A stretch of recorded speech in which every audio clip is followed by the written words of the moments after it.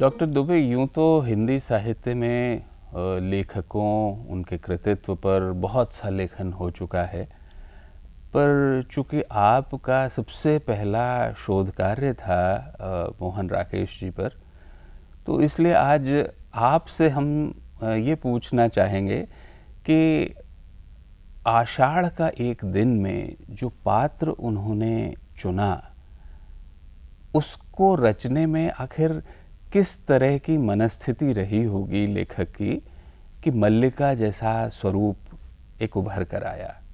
असल में मोहन राकेश ने जब आषाढ़ का एक दिन लिखा, तब मैं समझ रहा हूँ कि उसको लिखने में राकेश जी के किशोर मन में ही उसका बीजारोपण हो गया था।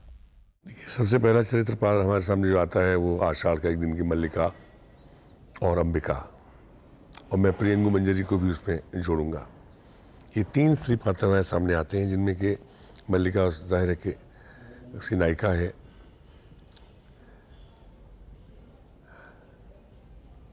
मल्लिका के बारे में अक्सर ही कहा जाता है कि वो बहुत ही देवी के स्तर तक ले गई है और वो त्याग की मूर्ति है, इत्यादि इत्यादि। मैं आज भी जब 5 साल की छोटी बच्ची को देखता हूँ और 7 साल के बड़े भाई के लिए वो त्याग करने को तैयार रहती है। वो अंदर है, इंस्टिंक्ट है। तो मैं उसके मल्लिका के त्यागमयी होने के लिए कि वो अपने आप को पीछे हटा लेती ताकि वो आगे बढ़े, और वो अपने आप विड्रॉ करती है कि कालिदास बन सके, कि लिख वो रहा था और मर ये रही थी। ये सिर्फ रोमांटिक बात नहीं है, ये बड़ी प्रैक्टिकल बात भी हो सकती है यूँ देखें तो। और उसने किया तो अपने प्रेम, अपने विश्वास के लिए किया, ना कि कालिदास के लिए। और उसके लिए हम उसे आज देवी कहें तो माफ़ कीजिएगा, हर स्त्री देवी है अपने आप में। लेकिन वो स्त्री जो प्रियंगु मंजरी है, वो हम नेगेटिव तो नहीं कह सकते। बहुत सारे निर्देशकों ने उसे खलनायिका की तरह से पेश किया है, क्योंकि इसलिए कि वो राजा की बेटी है और पैसे वाली है और साधन संपन्न है, इसलिए हम उसको बुरा कह दें। और मल्लिका चूँकि झोपड़ी में रहती है, गांव में रहती है, इसलिए वो सच है। ये खास किस्म का रोमांटिसिज्म हुआ करता था, आज नहीं है। तो प्रियंगु मंजरी की भी अपनी समस्या है। उसने बेचारी का क्या दोष है? उसने एक सुपुरुष देखा, उससे प्रेम हो गया, तो उसमें उसकी बेचारी की गलती है, और उससे वो विवाह करना चाहती है। उसमें प्रॉब्लम क्या है? पर आप उसे देखिए ना, त्याग वो भी करती है। जब वो यहाँ आती है, उसमें कोई जेलसी नहीं है, बल्कि एडमिरेशन है मल्लिका के लिए। वो जान पाती है कि मुझमें क्या नहीं है और क्या इसके पास है। मेरे पास इतना सब कुछ होते हुए भी कुछ नहीं है।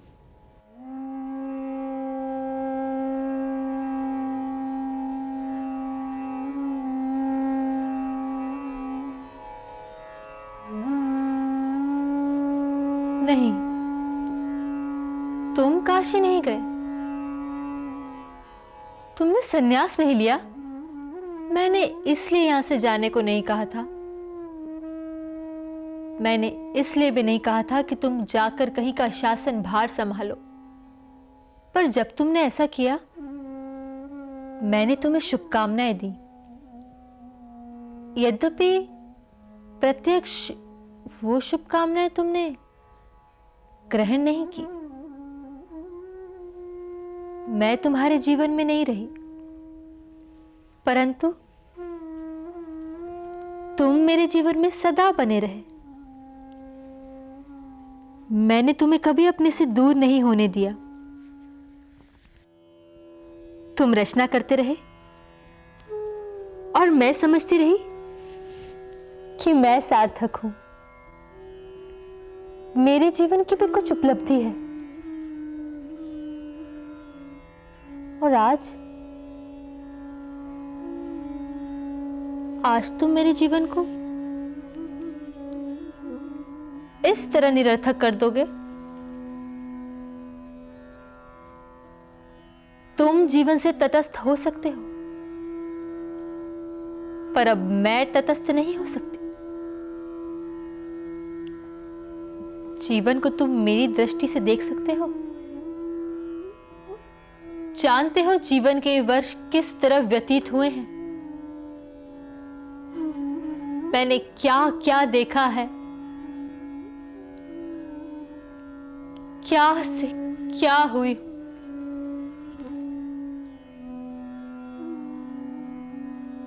इस जीव को देखते हो? पहचान सकते हो? ये मल्लिका है जो धीरे धीरे बड़ी हो रही है और मां के स्थान पे अब मैं इसकी देखभाल करती हूं। ये मेरे अभाव की संतान है। जो भाव तुम थे वो कोई और नहीं हो सका, परंतु अभाव के इस कोष्ठ में किसी दूसरे की जाने कितनी कितनी आकृतियां हैं। जानते हो, मैंने अपना नाम खोकर एक विशेषण उपार्जित किया है और अब मैं अपनी दृष्टि में नाम नहीं, केवल विशेषण। व्यवसायी कहते थे उज्जैनी में अपवाद है। तुम्हारा बहुत सा समय वारांगनाओं के सहवास में व्यतीत होता है, लेकिन क्या वारांगना का ये रूप तुमने देखा है? आज पहचान सकते हो तुम? मैं आज भी उसी तरह पर्वत शिखर पर जाकर मेघमालाओं को देखती हूं, उसी तरह ऋतु संहार और मेघदूत की पंक्तियां पढ़ती हूं। मैंने अपने भाव के कोष्ठ को रिक्त नहीं होने दिया, परंतु मेरे अभाव की पीड़ा का अनुमान लगा सकते हो? नहीं, तुम अनुमान नहीं लगा सकते। तुमने लिखा था, एक दोष गुणों के समूह में उस तरह छिप जाता है जैसे चांद की किरणों में कलंक, परंतु दारिद्र्य नहीं छिपता। 100 गुणों में भी नहीं छिपता।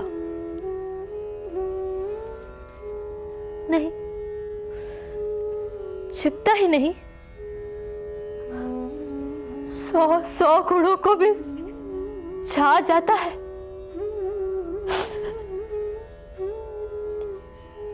एक एक करके नष्ट कर देता है।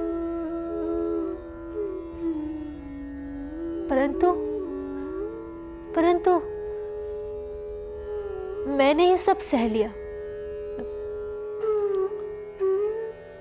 क्योंकि मैं टूट कर भी ये अनुभव करती रही कि तुम बन रहे हो। क्योंकि मैं अपने में अपने को ना देखकर तुम में देखती थी, और आज ये सुन रही हूं कि तुम सब कुछ छोड़ के तटस्थ हो रहे हो, संन्यास ले रहे हो।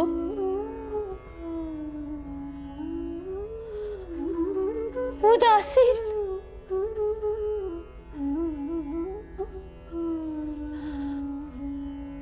मुझे मेरी सत्ता के बोझ से इस तरह वंचित कर दोगे?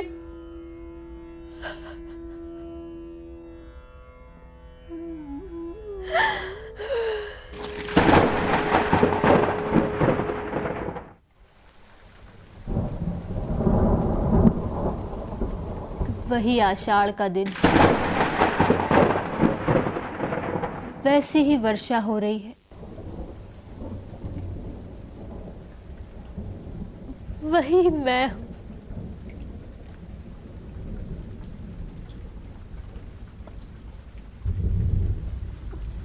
उसी घर में हूं।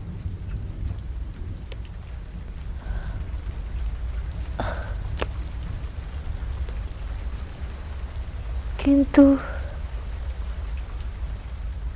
तो इस किशोरावस्था के लेखन में नारी का जो स्वरूप मोहन राकेश को ग्राह्य था, वो एक ऐसे ही व्यक्तित्व के रूप में था जो उसे पूरी तरह से प्रेम दे, और प्रेम देने में इतनी ज़्यादा पगी हुई हो कि यदि उसके कारण, यानी जिस व्यक्ति को वो प्रेम कर रही है, शायद नाटककार स्वयं, वो वो प्रेम ऐसा है कि जिसमें किसी भी तरह के त्याग से वो खुद को पीछे न रखे। बिल्कुल सही कहा आपने। और वैसे भी राकेश मानते रहे हैं कि कालिदास उनकी सृजनात्मक शक्ति का परिणाम है।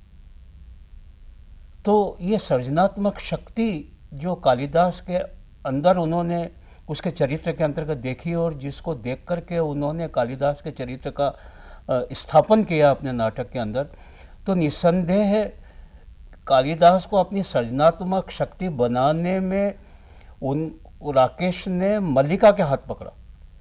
क्योंकि नारी का, जब तक नारी के हाथ को पकड़ करके वे आगे नहीं बढ़ेंगे तब तक वह नारी की निगाहों से कालिदास को स्थापित करने का जो रूप है उस रूप को प्राप्त नहीं कर सकते। वह अपनी ओर से कालिदास को कालिदास नहीं बना सकते थे, इसलिए उन्होंने एक मल्लिका के चरित्र को गढ़ा और उसके माध्यम से उन्होंने कालिदास को कालिदास बनाया। मल्लिका के चरित्र में भीतर जो कोमलता है उस कोमलता से संश्लिष्ट हुए। यानी एक तरह से ये कहें तो उन्होंने ये स्पष्ट कर दिया कि बिना उस कोमलता के पुरुष की ये सृजन शक्ति शायद ना आ पाती। कोमलता का अर्थ ये होता है कि वहाँ जो जो चीज़ पल रही है कोमलता के अंदर, वह निहित स्वार्थ से वशीभूत होकर के नहीं पल रही है।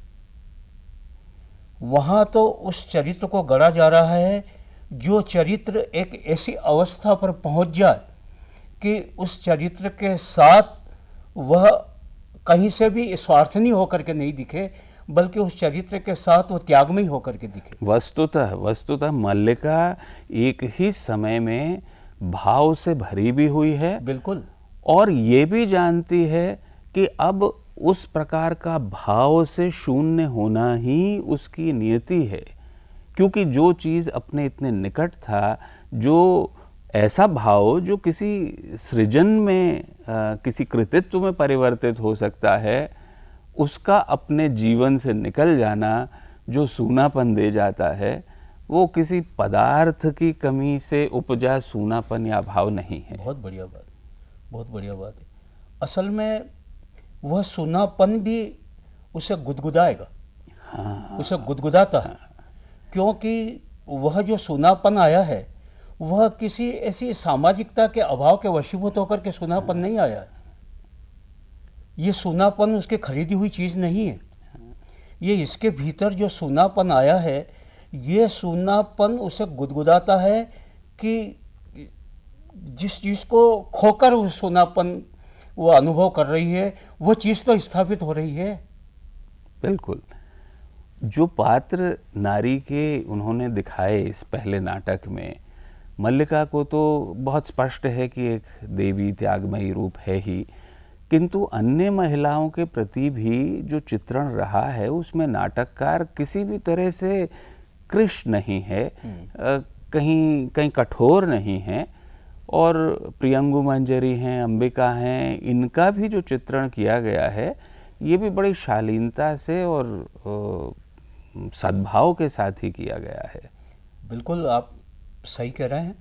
और असल में क्या है कि जब नाटककार अपनी रचना को पूर्णता की तरफ ले जाता है और जब उसमें नारी पात्र को स्थापित करता है और उसके साथ जब वह अपनी रचनात्मकता को आगे बढ़ाता है, तब वो इस बिंदु को कहीं नहीं छोड़ता। असल में क्या है कि जो आषाढ़ के एक दिन की नारियां हैं, चाहे वो मल्लिका हो, प्रियंगु मंजरी हो या अंबिका हो, ये असल में अपने अपने सूत्रों और अपने अपने ठिकाने से बंधी हुई नायिका हैं। अंबिका समाज से बंधी हुई नायिका है, समाज का सच उसके पास है।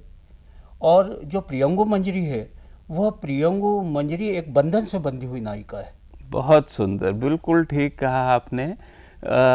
अंबिका की सामाजिकता बहुत वो पहली सीढ़ी है जिस पर चलते चलते चलते चलते आधे अधूरे की सावित्री उतर जाती है। बहुत बढ़िया बात कही आपने। अगर राकेश के नाटकों की समग्रता को देखें तो हम पाएंगे कि वो आषाढ़ के एक दिन से लेकर के और अपने अंतिम नाटक आधे अधूरे तक का जो सफ़र तय करता है, उनकी जो नायिका हैं वो एक दूसरे के भीतर से ही निकल करके आती है। और यही चीज़ जो प्रियंगु मंजरी का ये फूल पौधे, वो चषक, इनको एकत्रित करना है कि जिससे कालिदास के अंदर वही प्रेरणा के लिए एक स्थिति उत्पन्न हो, ये लगभग उसी तरह की एक योजना है जो अगले नाटक लहरों का राजहंस में सुंदरी में जाकर अपना पूर्ण रूप पाती है। तो उस तौर पर जब ये कहते हैं कि भाई लहरों के राजहंस तक आते आते वो स्त्री जो है वो काफ़ी रियलिटी के नज़दीक आ जाती है, नहीं, क्योंकि वो पीरियड नज़दीक आ जाता है हमारे। ये बुद्धिस्ट पीरियड की महिला है और इसके अंदर मल्लिका जैसा, ये कहीं ज़्यादा कंफ्यूज है मल्लिका से। मल्लिका बहुत क्लियर है उसे क्या चाहिए ज़िंदगी में, क्या नहीं चाहिए, और अंत में वो किस स्थिति को प्राप्त होती है।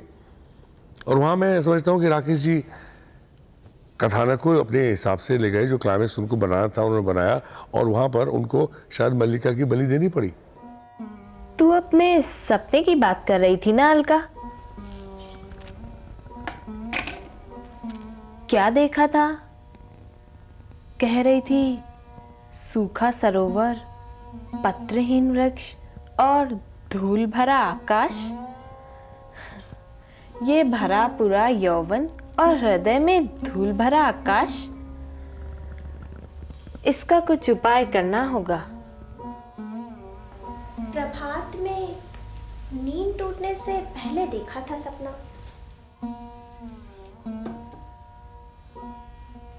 प्रभात के सपने सच नहीं होते देवी?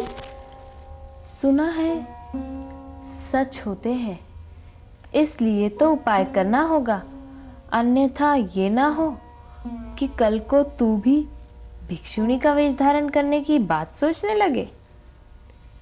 मैं और भिक्षुणी का वेश?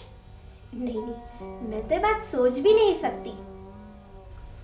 मैं तो यही सोचकर सिहर जाती हूँ कि कल भिक्षुणी के वेश में देवी यशोधरा कैसी लगेंगी देवी?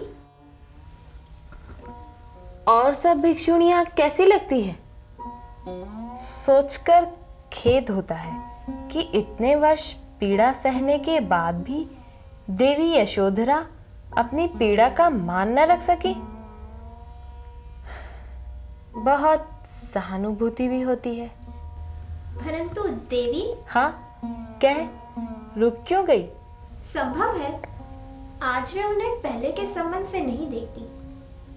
उनके हृदय में जो पीड़ा थी वो राजकुमार सिद्धार्थ के लिए थी, परंतु आज जो लौट कर आए हैं वे गौतम बुद्ध हैं, राजकुमार सिद्धार्थ नहीं। राजकुमार सिद्धार्थ आज गौतम बुद्ध बनकर आए हैं, इसका श्रेय भी तो देवी यशोधरा को है। देवी यशोधरा को है? नहीं, देवी यशोधरा का आकर्षण यदि राजकुमार सिद्धार्थ को बांध सकता तो क्या आज भी राजकुमार सिद्धार्थ ही ना होते? ऐसा ना कहे देवी। क्यों?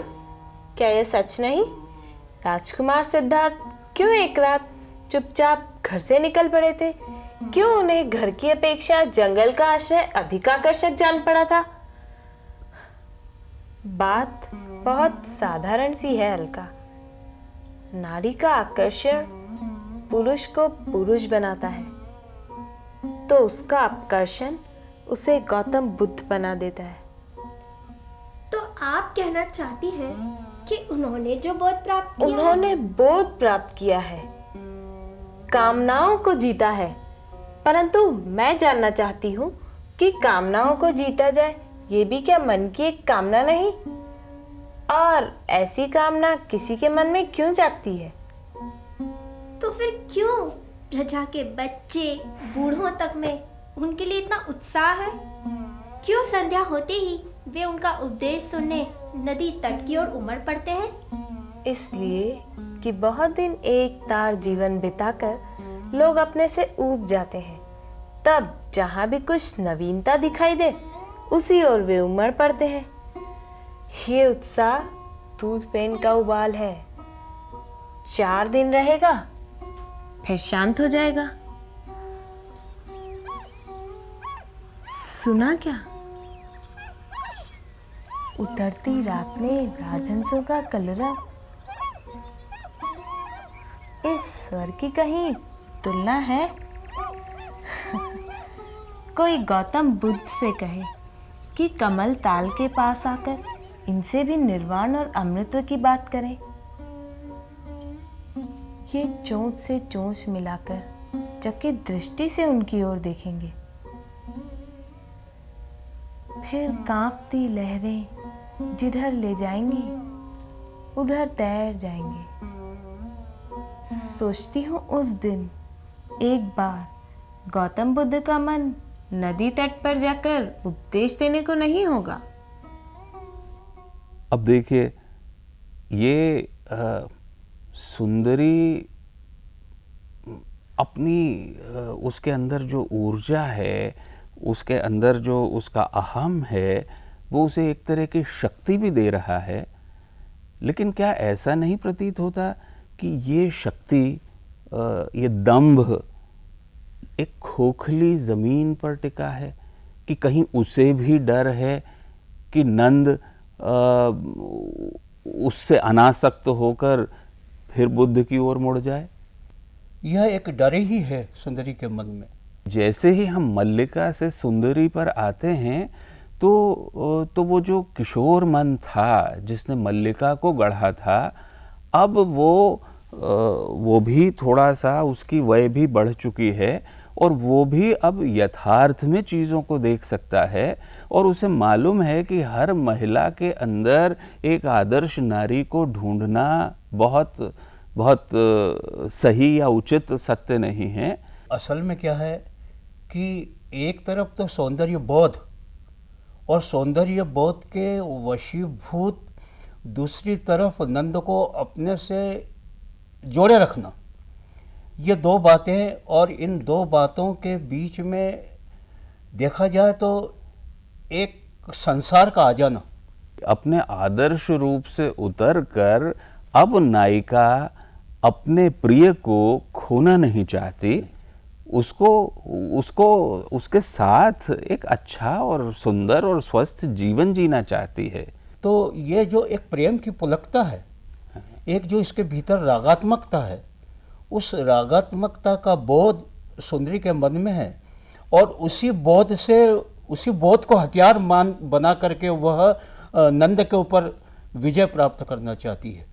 तो जिस तरह से मल्लिका एक देवी थी, सुंदरी एक अप्सरा है, तो ये भी संभव है कि वो जो हमारा किशोर रचयिता, जिसको अब हम मान रहे हैं कि युवा और एक वयस्क हो चुका है, शायद उसके अंदर अभी भी अपने उस बाल और किशोर मन में आई हुई तस्वीरें जिंदा हैं, जिनमें वो देवी नहीं तो शायद अप्सरा, रूपसी, इसी तरह से सुंदरी को पढ़ रहा है और इसी तरह से देख रहा है।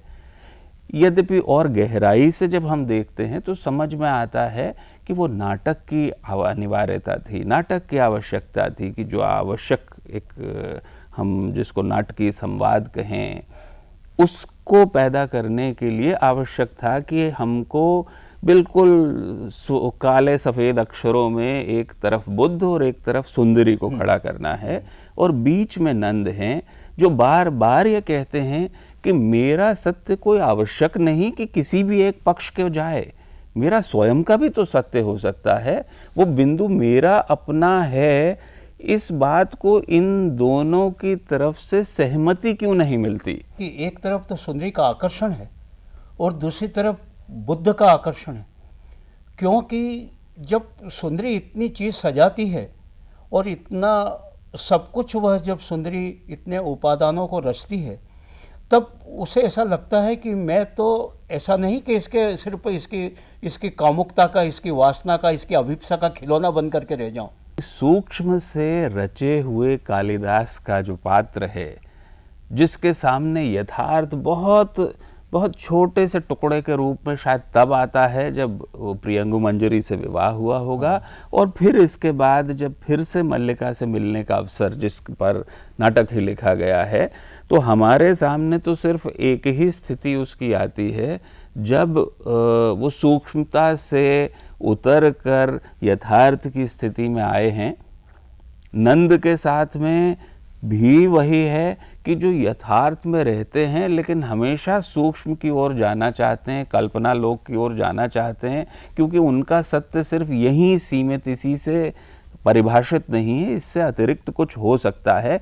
क्या है ये वे स्वयं नहीं जानते, नहीं, एक बात लेकिन और, संभावना है। अंबिका के चरित्र के भीतर जो एक सामाजिक भाव उभरता रहता है और इसी भाव के वशीभूत वह मल्लिका का हाथ थाम कर उसे समाज की तरफ खींचती है और उसके समाज के सुपुर्द करना चाहती है। हाँ, लहरों का राजहंस का नंद अब कालिदास से एक स्तर बढ़ता है लेकिन एक स्तर नीचे भी उतरता है। वो परिपक्व अधिक है, नारी की समझ उसकी कुछ अलग है, अब मात्र देवी ही नहीं, बराबरी में एक व्यक्तित्व आया हुआ है। लेकिन दूसरी तरफ वो नीचे भी उतरता है क्योंकि अब वो उतना सूक्ष्म के साथ नहीं है और उसके सामने वास्तविक परिस्थितियां हैं। पहली नायिका मल्लिका को तो एक पूर्ण पुरुष प्राप्त था जिसको उसने अपनी इच्छा से ही जाने दिया। दूसरी नायिका को पूर्ण पुरुष प्राप्त है जिसके शायद उसकी परिधिति से बाहर से जाने की संभावना है, इसीलिए वो पूरी तरह से सचेष्ट है कि उसे रोक सके। और जो अंतिम नायिका है वो पुरुष के रहते हुए भी ये देख रही है कि इसके अंदर पूर्णता नहीं है, तो फिर ये पूर्णता कहाँ ढूंढूं, कहाँ तलाश करूं, यही अधूरापन है जो अंतिम नाटक में व्यक्त होता है।